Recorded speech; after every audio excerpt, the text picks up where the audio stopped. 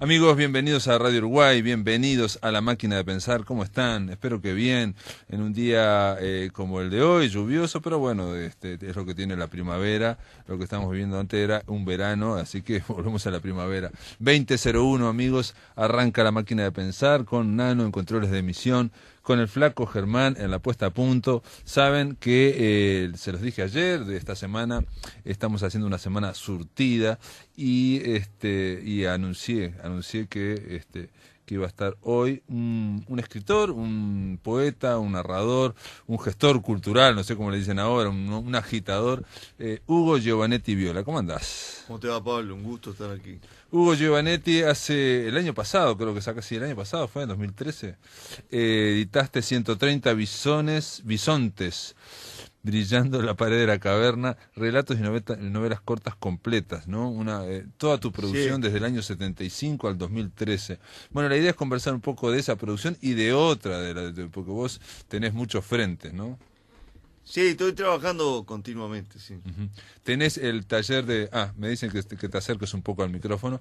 Tenés el blog, el laboratorio montevideano, ¿no? ¿Cómo Sí, que es? está De artes. dirigido por el Ujú, cineasta Álvaro Moure Clusé y yo soy el director de contenidos. ujú, Este, pero el Montevideano Laboratorio de Artes es un proyecto que arrancamos en el 2006. Tenemos varias películas para... Hay making of en el blog de Jesús de Punta del Este, que es un ujú. largometraje estrenado el making of en el 2006 en el Conrad. Una saga de cortometrajes. Ahora se viene con la Escuela Popular de Cine, Moure está filmando otra saga de cortometrajes. Eh, eh, Esto está vinculado a... Hay un teórico famoso que se llama Kevin Kelly, que es posterior a Bill Gates, que es el teórico el cual Moure... Yo no entendía nada cuando me Ujú, planteaba ujú. eso, ¿no? Que es el teórico de la comunicación horizontal, celular. Entonces nosotros en el blog, por ejemplo, el blog es una pata del asunto. Tenemos en este momento 230, 232.000 Sí, entradas. sí, lo estuve viendo, sí, 200, más de 230.000, sí, sí, sí, sí. Y es Ujú, hermoso ujú. En el porque... 2006 arrancaron, ¿no? Más o menos. Sí, Ujú. sí, es Igual es hermoso. mucho, para desde el 2000, digo, porque son muchos años, pero son muchas entradas igual, ¿no? O sea, son... Sí, porque Ujú, él sabe conectar. ujú. Estamos conectados a Google Plus, Sí, a sí, sí, sí, Twitter. sí, sí, sí, sí. Yo qué sé, Ujú. No, te digo porque incluso comparando el blog de La Máquina de Pensar tiene unos 50.000, claro, es del 2010 hasta ahora, digo, pero para que se hagan una idea, el del 2010 al 2014 son unas 50.000 y ustedes en el blog 230.000 es muchísimo, ¿no? Es muy Sí, lo disparate. que pasa es que militamos como Sí, locos. sí, sí, sí, sí, Es aparte militancia cultural. agregándoles muchas cosas. Eh, Estos cuentos, estos relatos, estas novelas o novelas cortas, completas del 75 al 2013, yo señalé algo que me llamó la atención. Dice, donde hay amor en lucha, el absurdo retrocede. Sí. ¿Podría decirse que se concentra en esa frase parte de esta novelística tuya? Mirá que bien la elegiste. Y bueno, porque un poco creo que es la vida de cualquier ser humano sobre la Tierra, ¿no? Este, Porque, yo qué sé, yo soy católico, pero... Y creo que Dostoyevsky hacía muy bien en pedir que se nombrara a Satanás. Freud la arreglaba con Thanatos y Héroe lo mismo. Este, Evidentemente tenemos dos fuerzas que están luchando adentro nuestro, hay dos arquetipos. Toda la vida es muy hermosa, para mí está muy bien hecha, pero es muy misteriosa y muy de lucha, ¿no? Muy de lucha, de batalla interior. Interior, exterior. eh, y la lucha es eso, precisamente. El otro día estaba leyendo que una de las... Estaba leyendo una cosa que dijo el Papa, este gran Papa que tenemos. Dice, una de las habilidades más grandes del demonio es fingir que no existe. Sí, eso es una frase ya anterior, ¿no? Es de Dostoyevsky. Hay una famosa frase, no sé de quién es, que dice que... Bueno, como que- San como Pablo que- decía como yo... que digamos, algo así como que el triunfo del diablo es demostrar que, hace haber hecho creer que no existe o algo así, ¿no? Claro, cuando lo mencionan viene... en muchas películas. Sí, cuando viene Iván Karamazov a buscar a Alyosha, el seminarista, Iván es el anarquista, ateísta. Entonces le dice, Alyosha, tengo algo extraordinario para contarte, dice. El mal no existe. Y el otro, que es más joven, dice, pero ¿cómo vas a decir eso? Iván dice, no, porque Dios no existe. Ese es el famoso teorema que agarró Pasolini, que ahora vi que lo reeditaron. No sé. Teorema fue una película... La película, Teorema, sí, la de Sí, con Terence Stamp. Sí, con Terence Stamp. De Pasolini, sí. Bueno, sí, Pasolini. ese teorema es lo que Iván le dice a Alyosha Karamazov. Y Onetti se lo dice en una carta a Pairó. En una carta donde le cae con un fierro verde Onetti a Sartre, para los que dicen que Onetti era sartreano. Dice, pero este Sartre se pone como... no se da cuenta que lo que le aconseja Dostoyevsky, si le sacamos la alfombra abajo de los pies al hombre, se cae todo. Si le sacamos a Dios, se cae todo. Porque Onetti, claro, no creía en el triunfo de la pureza del ser humano. No creía. No. Excepto aquellos que él denominaba los extraordinarios. Por ejemplo, le llamaba extraordinario a Joaquín Torres García. Joaquín Torres García, ¿verdad? Sí, él en un artículo que escribe en España dice, fue derrotado solo por la muerte. Porque para Onetti la muerte era una derrota. Sí, lo menciona que como que estamos condenados a la derrota, ¿no? Una y otra vez. Y bueno, por eso es que se desentendieron tan bien con Idea Vilariño. Porque Idea en la película que se llama Idea dice, yo no sé para qué está la vida si no tenemos que morir. Sí, no, Idea estaba convencida que era un ser para la nada. Hace poco vi un video donde ella menciona, hablando de Benedetti, ¿no? Habla de Benedetti y dice que yo intento escribir muy corto, muy conciso. Y discutía con Benedetti porque Benedetti tiene un poema largo, y aparte le puso el nombre al libro de ese poema, que se llama La vida, ese paréntesis. Y yo le decía que con ese verso ya estaba. Claro. O sea, ni el poema ni el libro, digamos, es solamente el verso, la vida, ese paréntesis. Y ella decía que era bárbaro ese verso, porque para ella era eso, la vida, ese paréntesis. Es la famosa metáfora que yo la leí en una policial, que es el pájaro que entra por una ventana en la noche, cruza una habitación y sale por otra. Pero de todo eso es Heidegger, lo interesante... Sin embargo, con Onetti vos me dijiste una cosa rara, una cosa que me sorprendió, digamos, y me gustaría capaz que la explicara a los amigos acá de La Máquina de Pensar. Digo, porque yo tengo esa visión de lo que estamos hablando, de Idea Vilariño, un poco de Onetti, es un ser para la muerte, ¿no? Condenado. Sí, pero está eso que vos mencionaste. Pero por otro... Cuando Onetti también pensaba absurdo, que el amor decía, ¿no? En lucha... En Junta Cadáveres hay una frase que dice, no hay nada que no pueda hacerse con pureza. Entonces, Onetti decía que no se podía vivir sin ficciones religiosas. Sí. Entonces él creía en la Inmaculada, creía en la Virgen. Pero creía en forma simbólica todo... Jacob y el otro es un cuento absolutamente religioso, está basado... Vos dijiste una vez, él creía en la Virgen, pero no creía en Dios. Bueno, sí, el detective de presencia se manda esa butada. Es como un chiste eso, ¿no? Lo que pasa es que no sabemos cómo es si Dios es hombre o mujer. Es la divinidad. Lo de las ficciones religiosas, él lo ha dicho, esa frase un poco hermética o que, no digo una cosa... Sí, pero está explícito. Dice, haciendo el amor en una dulce borrachera bien llevada y escribiendo, Dios está. Pero después no está. Entonces, el que está loco es Onetti. Y bueno, eso es una decisión interior muy grave. Yo vi uno de los manuscritos que habla sobre Santa María, ¿no? Que no recuerdo qué manuscrito era ahora, pero lo vi en el Centro Cultural de España y habían tachado, cada vez que mencionaba el pueblo, lo habían tachado porque él al principio le había puesto Alta Cruz. Y entonces le cambió por Santa María y en cada lado decía Santa María. Y estaba todo tachado, digamos. Una mirá máquina. qué buen dato, eso Entonces no sabía. le había puesto Alta Cruz y le cambió. Y se lo pregunté a Carlos María Domínguez por eso, porque me llama la atención. Sí. Decirle Alta Cruz está ¿no?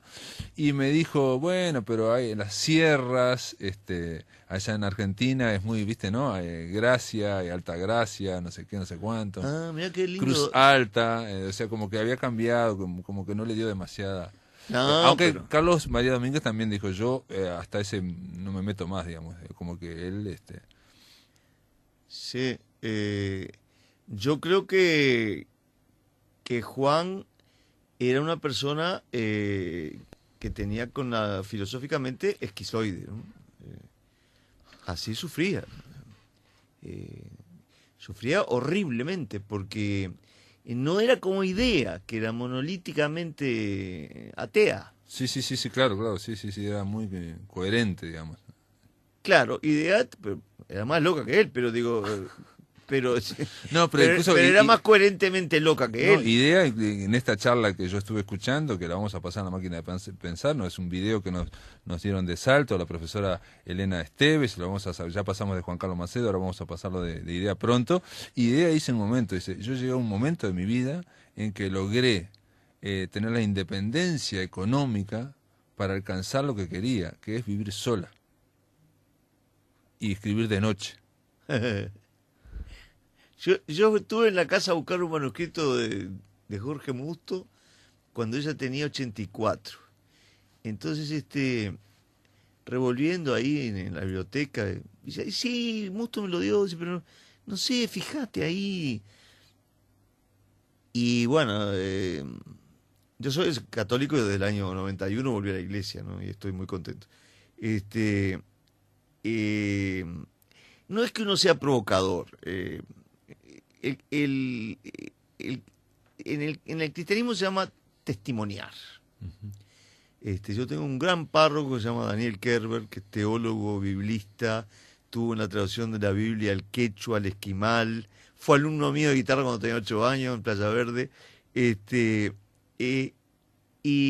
está ahí en San Alejandro, en Julio César, en la parroquia, y un día, como sabe muchos idiomas, se manda una homilías, unos golazos que ni el Lucho Suárez, ¿no? Y de golpe dijo, bueno, ser testigos, dar testimonio, que es lo que yo suelo hacer. Estaba contando lo que le dije a Idea, ¿no? Y si tengo una mala noticia para ustedes, la palabra viene de griego, quiere decir mártir. Ah, testigo, sí. Entonces, si sos testigo... O sea, mártir quiere decir testigo. Testigo viene de mártir, quiere decir mártir en griego. Sí. Bueno, entonces... Cuando Idea encantadora siempre me dice, ¿cómo andás tantos años? Y yo al ratito nomás, digo, pero bien, ¿no? Digo, vos sabés que soy católico ahora. Ah, mirá vos, me dice. Entonces yo estaba revolviendo ahí y de golpe encontré el manuscrito que estaba buscando, sí, que lo querían editar en la editorial nuestra. Y ella me dice, haber querido, porque ella era satánica, haber querido alcanzarme esa... Y yo vi como una placa de tórax. Y era la foto de una galaxia. Era un papel oscuro, pero eran estrellas. Se ponieron ahí arriba de la mesa. Yo había ido con 2 talleristas míos, frente a los cuales me sentía un poco responsable de eso, ¿no? De donde hay amor en lucha, el amor el absurdo retrocede. Y entonces Idea, que estaba flaquita como una pasita, pone un dedito arriba de las estrellas y dice, decime dónde está Dios ahí. Así era la cosa. Entonces yo ataqué y me mordió peor que Lucho Suárez. Digo, no, bueno, no, es otra cosa. Ahora, cuando vos decís era satánica, no es muy fuerte para decir eso. Y bueno, alguien que hace eso es satánico. Bueno, no, me parece bien. Y bueno, Juan cuando andaba torcido era satánico. Yo una vez, él tenía ¿Pero un no Buda. Son humanos también? No, es tratar de demolerle la creencia, la esperanza al que la tiene, ¿no? El desesperanzado. Pero satánico es una palabra que está muy mal vista, pero es simplemente, si yo digo tanático, vos no te escandalizás. Puede ser, que sí, sí, que no esté tan dramatizado. Claro, está muy dramatizado por el tema de la iglesia. Yo prefiero nombrar a Satanás porque además yo lo vi adentro de un hombre, de un asesino, a Satanás. Me imagino que todos los que estuvieron en el penal de libertad también lo vieron. Se ve adentro de una persona. Yo no quiero contar la anécdota, yo lo viví en París.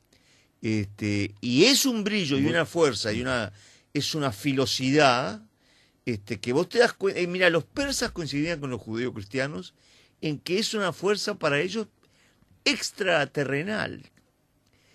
Para otras religiones forma parte del propio ser humano. Para Jung, por ejemplo, decía que existía el arquetipo del mal puro. Y decía, si no, miren a Hitler. O mira a Pinochet. ¿Cómo no va a existir el arquetipo del mal puro? Entonces los junguianos, por ejemplo, les gusta hablar así. Te dicen, el bien y el mal no existen personas buenas y malas. El bien, actuamos el bien o actuamos el mal. O actuamos los dos. Entonces siempre es una lucha. Los junguianos dicen, digo yo, de atrevido te voy a decir esto porque no tengo ni idea mucho, pero en parte he leído algo y dicen, entre otras cosas, como que tenemos nuestra personalidad pública, la que nosotros creemos que no somos, y después a la sombra tenemos una especie de sombra, que es una personalidad con todo lo que reprimimos y negamos. Y Jung dice algo así que también lo mencionás vos acá en uno de estos... Pero hay que casarse con la sombra, porque en la sombra hay elementos buenos. Bueno, él dice algo así como... Lo leí acá en tu libro, dice Jung que aquello que negás te esclaviza y aquello que aceptás te transforma. Exactamente. Pero ¿cómo sería aceptar de la sombra? Porque digamos, si sería la parte mala o la parte... Es muy fácil, para un escritor. Nosotros somos escritores, somos colegas. Si tú le haces caso a los consejos académicos, que suelen predominar en el IPA, en humanidades, la quedaste. Serías políticamente correcto, escribirías políticamente correcto. Claro, entonces esa represión de lo que te sugieren los profesores con molde, o los pintores, por ejemplo, hasta el propio Corot, que fue un gran pintor, no pudo aceptar a los impresionistas. Te sugieren, no pongas esto, no escribas así, no ponga atrás mío, pone detrás de mí. Bueno, ahí caes en la retórica. Todo eso que tú reprimiste, lo estás reprimiendo desde que naceste, desde que te empiezan a educar, te dicen, eso no se dice. Sí, las fuentes confiables que te dicen, eso no se hace, eso está mal, no sé qué. Eso es el establishment. El establishment, eso lo estudió Teilhard de Chardin, es como la envoltura de la célula, no deja crecer a los ejes de la célula. Siempre hay guerra. Los elementos axiales, dice Teilhard, ya en la molécula, antes que en la célula, tienen guerra con los elementos radiales, que es la superficie. No se sabe por qué es así. Entonces se produce una guerra. Entonces, cuando el que da guerra es el amor, en los casos de las comunidades humanas, de tu propio corazón, lo de Jung conviene decirlo acá en la radio, porque es muy fácil. Es como una cebolla. Tenés la parte de afuera, es el ego infantil, por el cual yo estuve poseído más o menos hasta los 22, 23 años, por edípico y por narcisista. Cuando publiqué 2 libros, uno de ellos prologado por Armonía Somers y todo, que los odio porque ni siquiera son malos.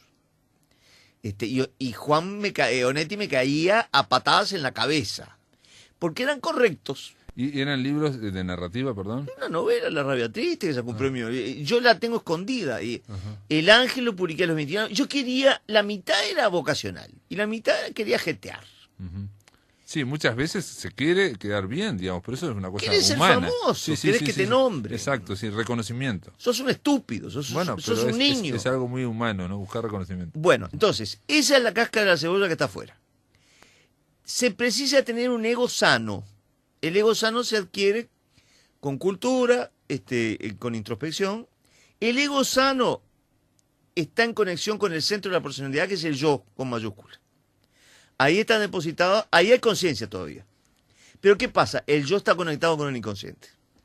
Y el inconsciente es tan abismal como el universo del estrellerío que ves.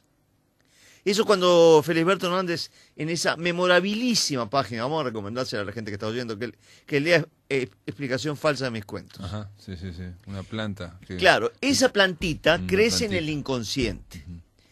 El yo sano, el infantil no sirve para nada. El yo sano está conectado con el yo, escucha al yo, y el yo le dice, sí, la planta sigue creciendo. Pero no hay que dejarla ser ella misma. Por eso es tan difícil, Pablo, que haya gran arte.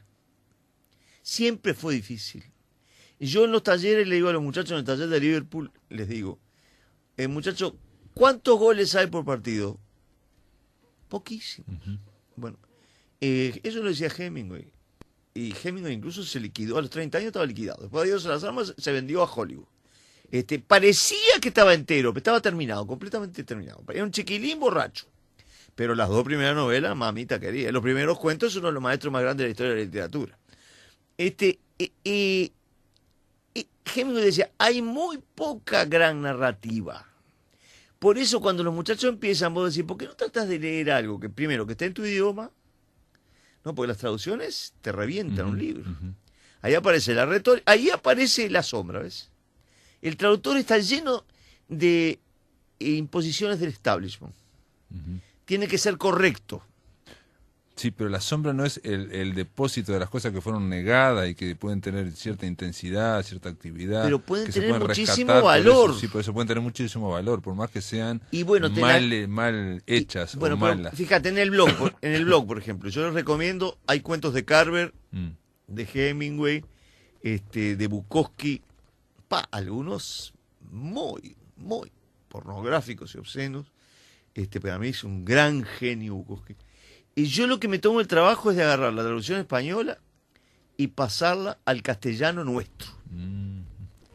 Y me da un laburo tremendo, primero porque sé poco inglés, pero me doy cuenta de lo que quiso poner el traductor y trato de que se lea fluidamente, así lo doy en los talleres también. Por ejemplo, ¿de qué hablamos cuando hablamos de amor? De Caro, extraordinario cuento. O tanta agua tan cerca de casa. Sí. Entonces vos tenés que poner, pero ¿vos sabés quién dio una lección de eso en el año 29? Está en el archivo del blog. Carlito Gardel. Cuando estaba en la Paramount, en el año 29, le hacen un reportaje y le dicen, dígame, señor Gardel, viene un productor que nunca falta, ¿no? Dice, ¿usted no podría hacer un tango con un español que le llegara a todos los países de Latinoamérica? Y entonces Gardel, que había transado mucho, mirá que los últimos discos del bandoneón da lástima. Gardel ahí se calienta, porque era un grande. Entonces, no, señores, yo soy del querés, no del quieres. Yo soy del che vos. Y se calienta y dice, yo soy el tango. Y ahí el productor dice, no, está bien, no pasa nada. Le quería sacar el sabor del porteño. Quería hacerlo políticamente correcto. Hugo, después de la pausa seguimos conversando, amigo, con Hugo Giovanetti Viola, y ahí mencionando a algunos autores y algunas obras. En el aire de Radio Uruguay, La Máquina de Pensar.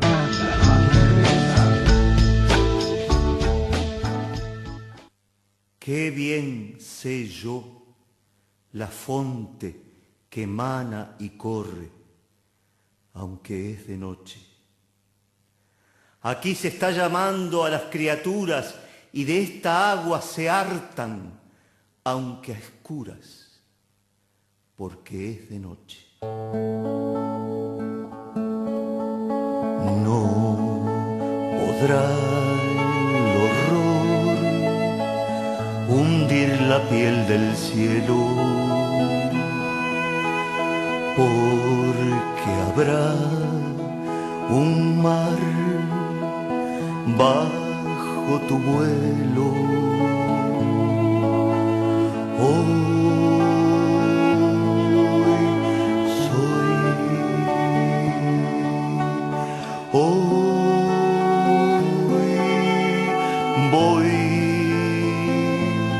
Hoy sé quién soy y hoy doy mi fe. sé que no sabrá la belleza dolernos, porque nunca podrá el sol del agua clara morir.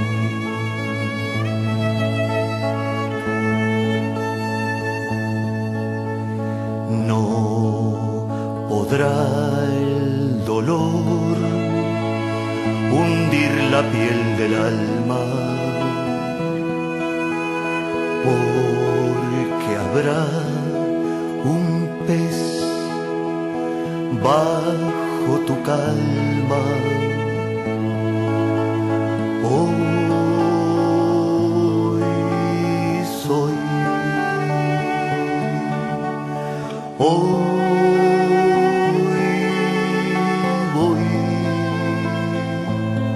hoy sé quién soy y hoy doy mi fe y hoy sé que no sabrá la tristeza vencernos, porque nunca podrá el sol del hombre nuevo morir.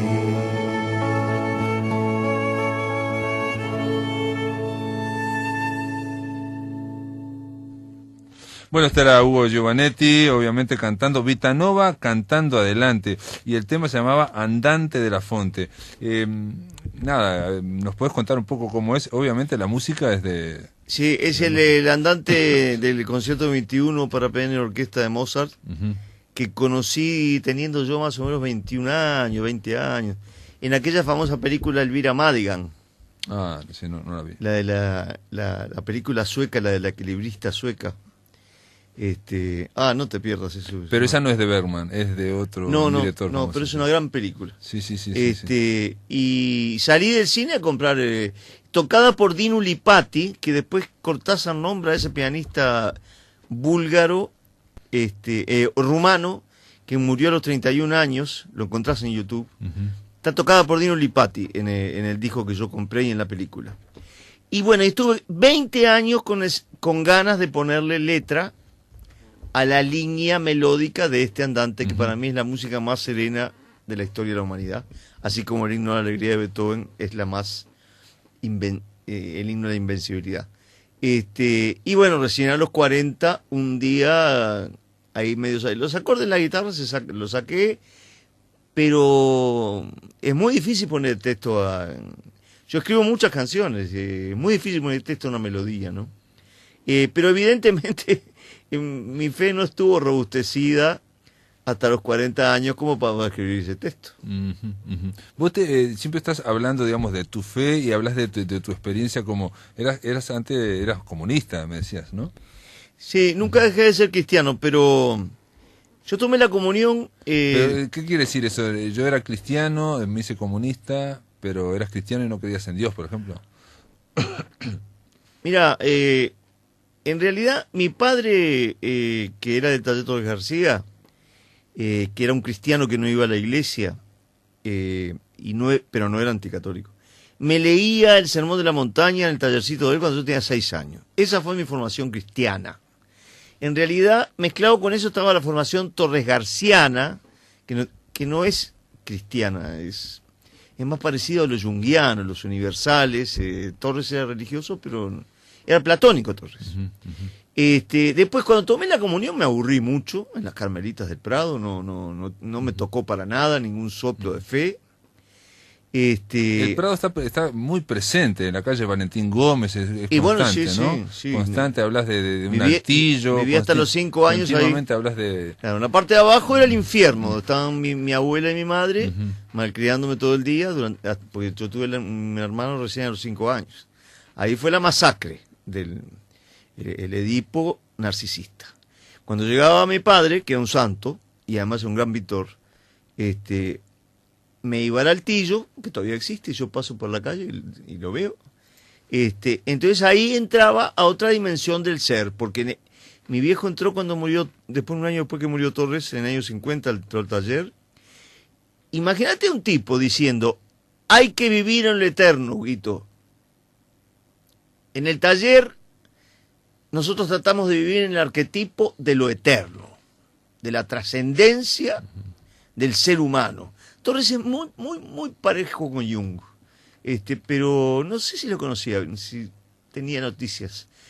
Sé que Manolita era muy antifreudiana, porque yo fui muy amigo de los Torres.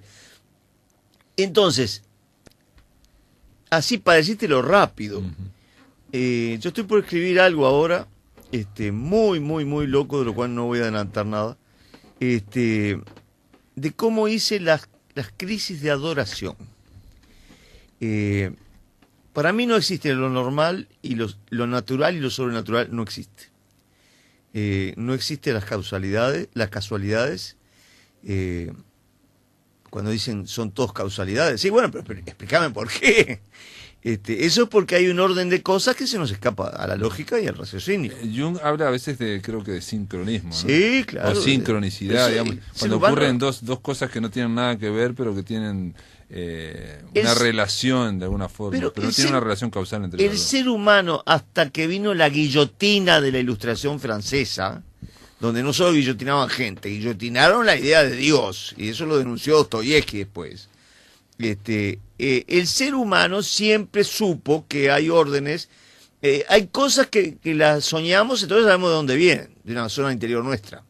Pero hay cosas raras que pasan que no sabemos de dónde vienen. Y bueno, algunos le llaman Dios, otros arquitectura divina. Evidentemente, uno tiene que tener... Hemingway, que estoy retraduciendo para el blog París en una fiesta, que fue el libro que me hizo ir a París, Hemingway le llamaba tener suerte, por ejemplo. Que es una palabra tonta, pero yo sé lo que él quiere decir. Que había que estar atento y tener suerte, decía él. Sí. Y cuando decía, ando con culo negro, dicen papá Hemingway, con trasero negro, con culo negro, era porque estaba desinspirado. Eso pues estaba desconectado porque él tenía eso que dije hoy, un ego infantil muy predominante. Hemingway dice porque era un tipo, un gran corrector, digamos, un gran editor, pero el tema es escribir, ¿no? Digo, puedes tener un gran oficio para corregir, pero tenés que producir. Y él daba un consejo que me parece extraordinario y que era muy claro.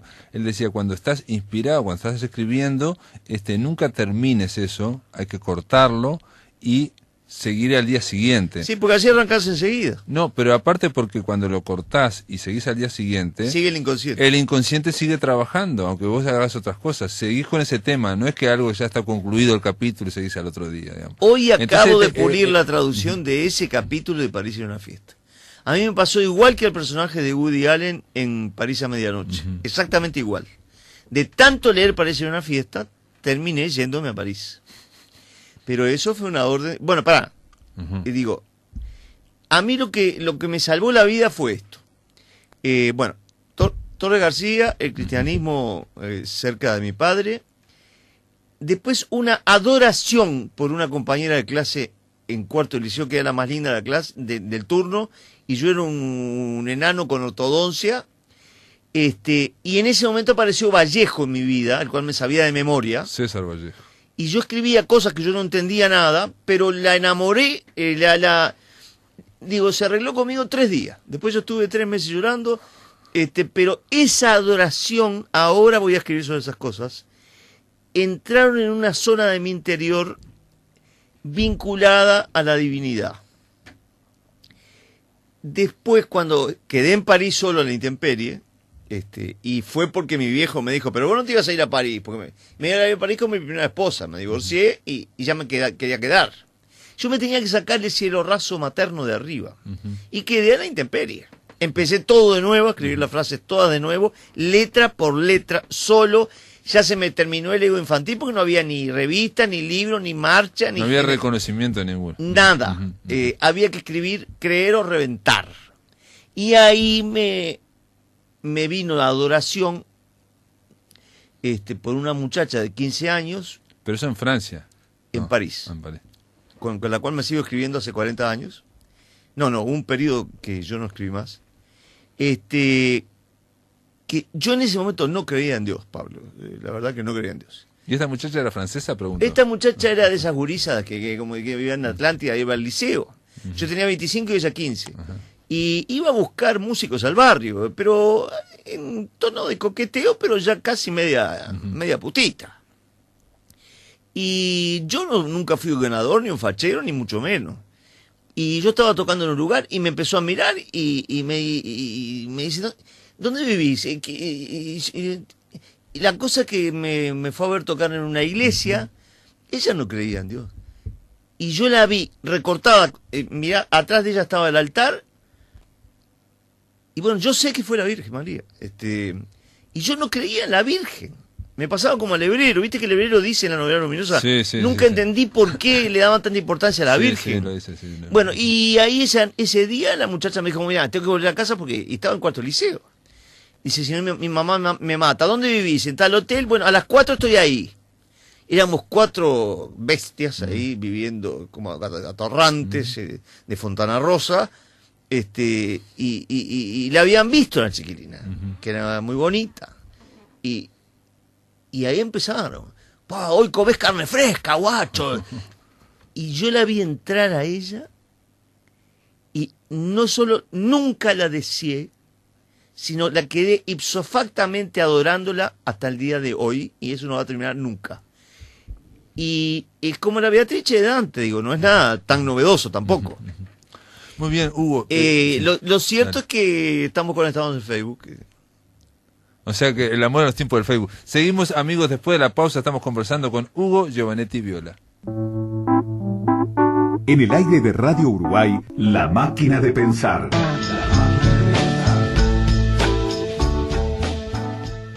Estamos con Hugo Giovannetti Viola. Yo no quería dejar de completar que cuando conocí a Benedict en París, me pasó lo mismo que a Dante Alighieri, pero lo mismo le pasó a Mario Lebrero, a nuestro común amigo Jorge, que a los 25 años, figura en la novela luminosa, vio la divinidad en los ojos de una muchacha de 15 años.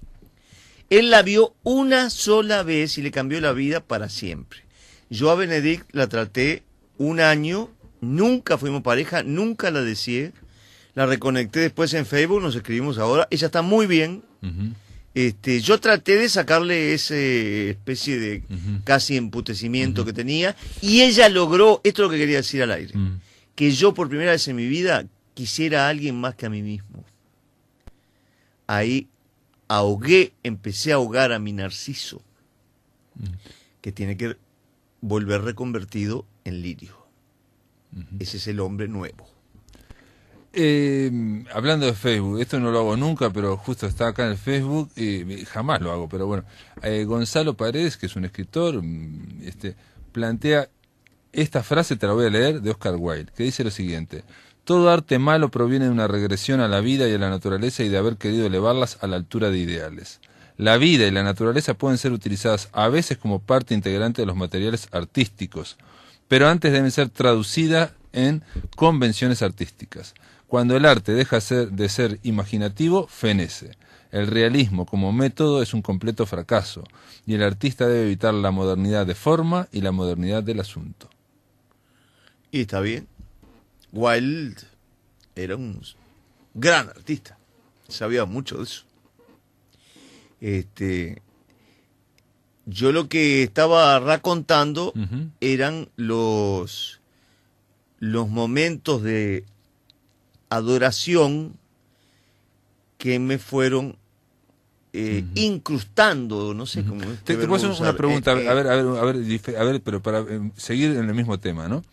Para vos, ¿es más importante la vida religiosa o espiritual que tenés, o la literatura, o las dos son una? Mira, yo estoy viviendo porque la vos no sos situación solo que literatura, ¿no? J.D. Salinger, es uno de mis maestros de toda la vida.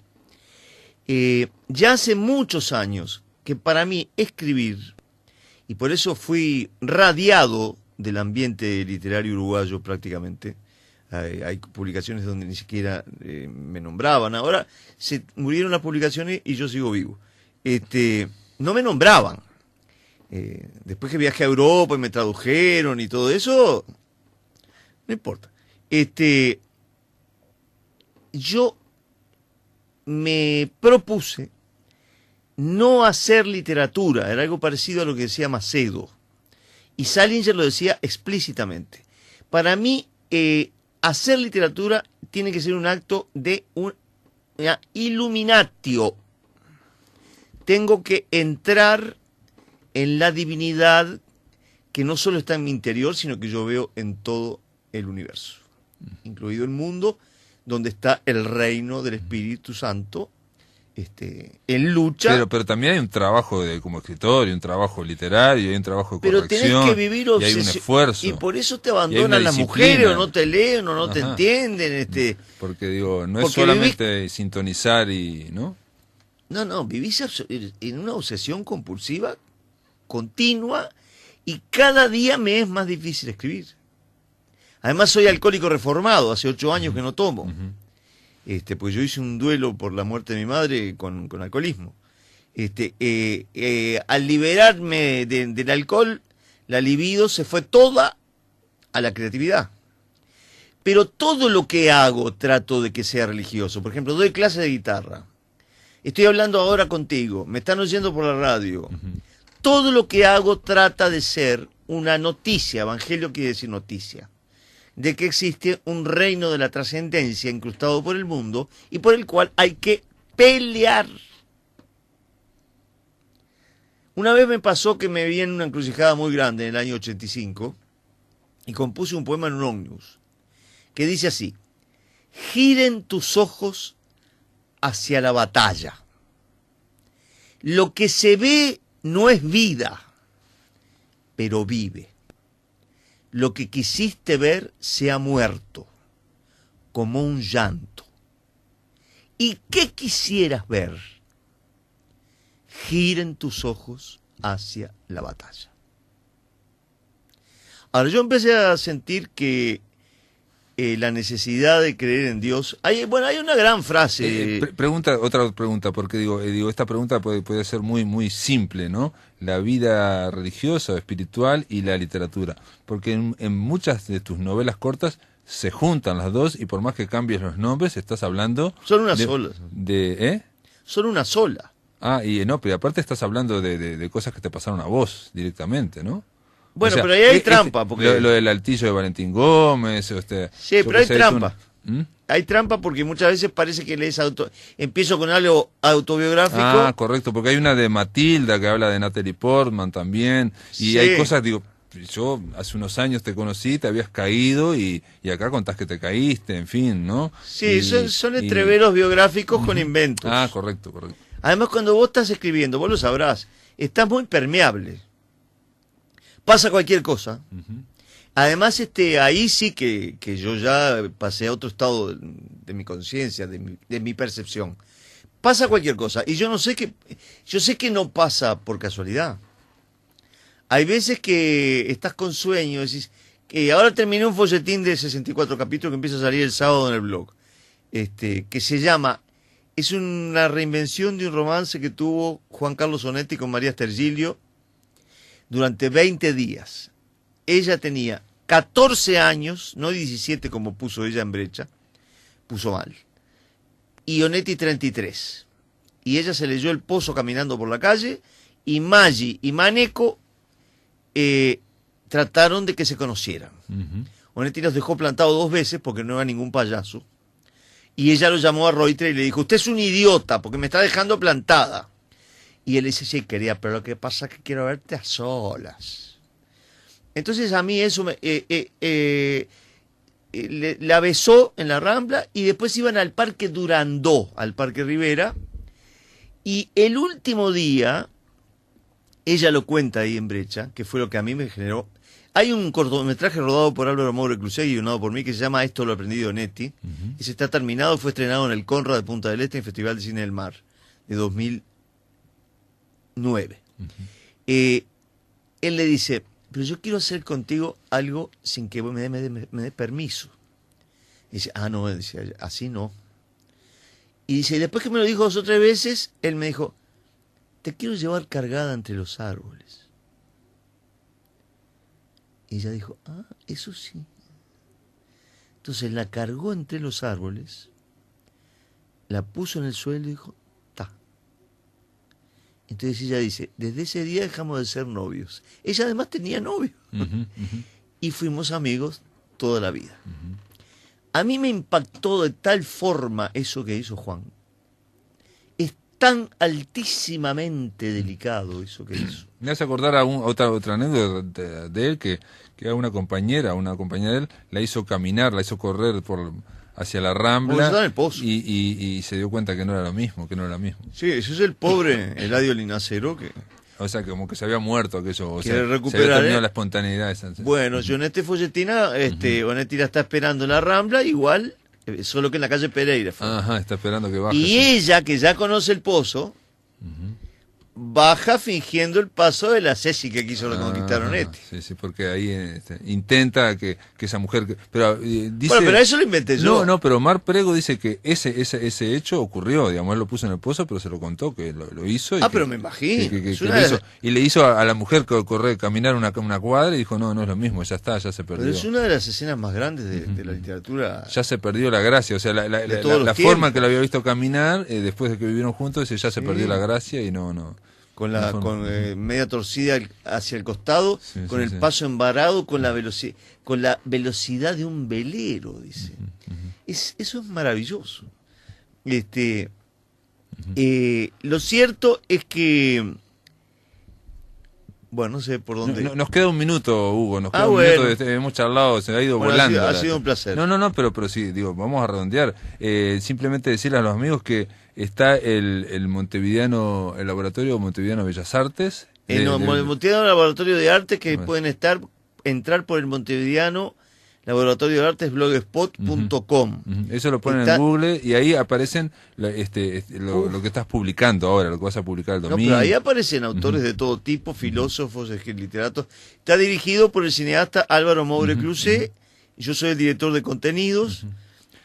Pueden los que tengan material inédito pueden mandar, y se lo puede recibir también por correo electrónico, ¿no? Si alguien quiere, se puede por mandar Google Plus, Facebook. Ahora vamos a pasar las 2 charlas que tuviste vos con Tariq Carson. Con Tariq Carson, sí. Eso no hablamos, pero estuviste en un grupo vos en los 70, ¿no? Con Tariq, sí, muy con importante Alfredo para mí. Fresia, con Berbejillo, ¿no? Sí, y otro gran escritor. Y eso, nosotros nos guiábamos por la prédica, la poca prédica que había de Onetti en marcha, Periquito el Aguador, y por Torres García. Vale decir, zafamos del molde de hierro sociologista y positivista de la mediocrísima generación del 45 y el establishment de marcha. Eso precisamente era un establishment que te reprimía. Bueno, lo que pasa es que tu generación crece como a la sombra, es la posterior, sería la 60, si es que con esa manía que hay de las generaciones, pero es para aclarar. Pero matreras, ¿no? éramos matreros rebeldes. Berbejillo es un gran novelista histórico, por ejemplo. Daniel Betancourt, que murió. Tenemos que invitarlo. Berbejillo ha pasado por aquí, pero hay que invitarlo. Berbejillo escribió una cinta de Valleta Colorada, Basilio. Son todas buenas las de Berbejillo. Bueno, Hugo Giovanetti Viola es un hombre que es entretenidísimo escucharlo, aparte, es un hombre que es muy variado y gracias por estar acá. Taller literario tengo en el Liverpool. En la sede del glorioso Liverpool Fútbol Club. Fútbol y literatura, muy bien. Gracias por estar acá, La Máquina. Gracias a ti, como siempre. Amigos, se termina La Máquina. Mañana vamos a recibir al narrador, al poeta Matías Mateus, para hablar de su novela Paraíso y Después. Y vamos a recibir al guionista de cómics Rodolfo Santulo, para hablar de la segunda entrega del Club de los Ilustres. Es un grupo de héroes que creó Santulo, integrado por José Pedro Varela, Horacio Quiroga, Delmira Agustini y Aparicio Sarabia, que van luchando ahí entre otros, luchan contra Santos y contra un montón de gente. Esto es todo, amigos, que lo pasen muy, pero muy bien.